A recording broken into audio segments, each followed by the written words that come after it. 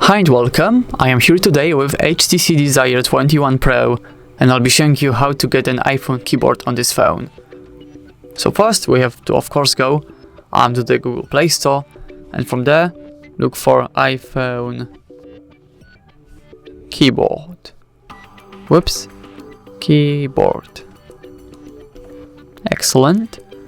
Now we have to download this OS 11 keyboard theme, install,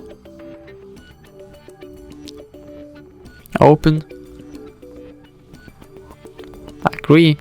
Now we have to install another application from the Google Play Store. It is called Emoji Keyboard, cute emoticons, GIF and stickers.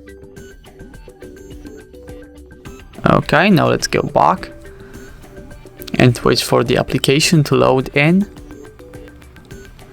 Yeah, of course, skip advertisements. Tap on apply. Skip another advertisement.